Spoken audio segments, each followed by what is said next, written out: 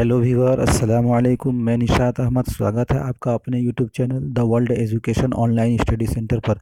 तो दोस्तों चलिए, हर दिन की तरह आज भी उर्दू के बहुत ही इंपॉर्टेंट क्वेश्चन लेकर आया हूं, जो कि मैट्रिक के हैं, जो इस साल पूछे जा सकते हैं। तो सवाल नंबर 1 है, राजेंद्र सिंह बेदी किस शहर में पैदा हुए? तो दोस्तों इसके जवाब को अपने मन में सोच के रखना है। अलिफ में है अजीमाबादी, बा में है लखनऊ, जीम में है लाहौर, दाल में है जालंधर। तो राजेंद्र सिंह बेदी किस शहर में पैदा हुए, इसको ऑप्शन अपने मन में सोच के रखना है। राजेंद्र सिंह बेदी पैदा हुए थे लाहौर में, इसलिए इसका ऑप्शन नंबर जीम सही हो जाएगा। मेहदी अफादी ने कितनी शादियां की? दोस्तों इसका भी ऑप्शन अपने मन में सोच के रखना है। अलिफ में है 1, बा में है 2, जीम में है 3, दाल में है 4। तो मेहदी अफादी ने 3 शादियां की थी, इसलिए इसका ऑप्शन नंबर जीम सही हो जाएगा दोस्तों। चलिए अगला क्वेश्चन देखते हैं, जो कि बहुत ही इंपॉर्टेंट है, पूछे जा सकते हैं। नसीम का इंतकाल का नसीम का इंतकाल कब हुआ था? तो नसीम का इंतकाल कब हुआ था? अलिफ में है 1843 ईस्वी, बा में है 1846 ईस्वी, जीम में है 1847 ईस्वी, दाल में है 1845 ईस्वी। तो नसीम का इंतकाल हुआ था 1845 ईस्वी में, इसलिए इसका ऑप्शन नंबर दाल सही हो जाएगा दोस्तों। अब चलते हैं अगला क्वेश्चन, जो कि बहुत ही इंपॉर्टेंट है। हुस्न नईम किस इदारा में डायरेक्टर के ओहदा पर फायज थे? अलिफ में है गालिब एकेडमी, बा में है बिहार उर्दू एकेडमी, जीम में है रज़ा लाइब्रेरी, दाल में है गालिब इंस्टीट्यूट दिल्ली। तो हुस्न नईम डायरेक्टरिया के ओहदा पर गालिब इंस्टीट्यूट ऑफ दिल्ली में फायज थे, इसलिए इसका ऑप्शन नंबर दाल सही हो जाएगा।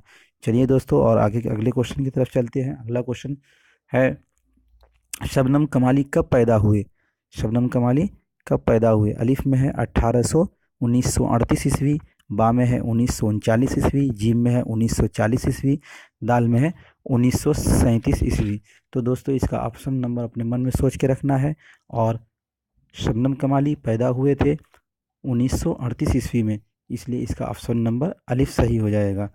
और अगला क्वेश्चन है, परवेज़ शाहिदी की पैदाइश कब हुई थी? तो परवेज़ शाहिदी की पैदाइश कब हुई थी? अलिफ में है 1909 ईस्वी, बा में है 1910 ईस्वी, जीम में है 1911 ईस्वी, दाल में है 1912 ईस्वी। तो इसलिए इसको अपने मन में सोच के रखना है। परवेज़ शाहिदी की पैदाइश हुई थी 1910 ईस्वी में, इसलिए इसका ऑप्शन नंबर बा सही हो जाएगा दोस्तों। और भी चलिए आगे, और भी क्वेश्चन है, जो कि बहुत इंपॉर्टेंट एग्ज़ाम के हिसाब से पूछे जा सकते हैं। तो बने रहिए हमारे वीडियो के साथ। अगला क्वेश्चन है, हुस्न नईम का इंतकाल कब हुआ था? तो हुस्न नईम का इंतकाल कब हुआ था? क्वेश्चन नंबर अलिफ है, अलिफ में है 1991 ईस्वी, बा में है 1995 ईस्वी, जीम में है 1990 ईस्वी, दाल में है 1993 ईस्वी। तो हुस्न नईम का इंतकाल हुआ था 1991 ईस्वी में, इसलिए इसका ऑप्शन नंबर अलिफ सही हो जाएगा दोस्तों।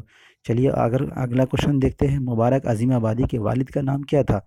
तो मुबारक अजीमाबादी के वालिद का नाम क्या था? अलिफ में है फ़िदा हुसैन, बी में है वामिक, जीम में है अहमद फराज, दाल में है मोहम्मद सज्जाद। तो मुबारक अजीमाबादी के वालिद का नाम था फ़िदा हुसैन, इसलिए इसका ऑप्शन नंबर अलिफ सही हो जाएगा दोस्तों। चलिए और भी क्वेश्चन है, देख लेते हैं। गालिब की शामिल निसाब नज़्म का ताल्लुक़ किस सिनफ़ शायरी से है? यानी जो हम लोग क्वेश्चन गालिब का जो शेर पढ़ते हैं, वो किस सिनफ़ शायरी से है?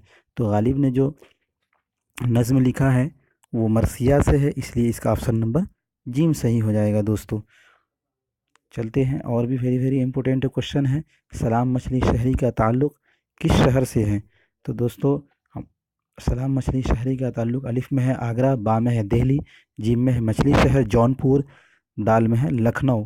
तो सलाम मछली शहरी का ताल्लुक़ मछली शहर जौनपुर से है, इसलिए इसका ऑप्शन नंबर जीम सही हो जाएगा। इसलिए इसका ऑप्शन नंबर जीम सही हो जाएगा दोस्तों। और भी अगला क्वेश्चन है, चलिए उसको भी देखते हैं। मिर्ज़ा शौक़ का असल नाम क्या था? तो मिर्ज़ा शौक़ का असल नाम अलिफ में है तसद्दुक़ हुसैन, बा में है मोहम्मद हामिद ख़ान, जीम में है आगा अली ख़ान, दाल में है वाहिद अली ख़ान। तो मिर्ज़ा शौक़ का असल नाम तसद्दुक़ हुसैन था, इसलिए इसका ऑप्शन नंबर अलिफ सही हो जाएगा दोस्तों। तो ये थे कुछ महत्वपूर्ण इंपॉर्टेंट क्वेश्चन, जो कि एग्ज़ाम के हिसाब से पूछे जा सकते हैं। इसलिए आप इसमें सोचें कि हमारा कितना सही हुआ है। जो भी सही हुआ है आप ज़रूर कमेंट बॉक्स में हमें बतलाएं। तो दोस्तों अगर वीडियो अच्छा लगे तो लाइक और शेयर ज़रूर करें, ताकि जो लोग भी मैट्रिक की तैयारी कर रहे हैं उन तक हमारा वीडियो पहुंच सके। धन्यवाद।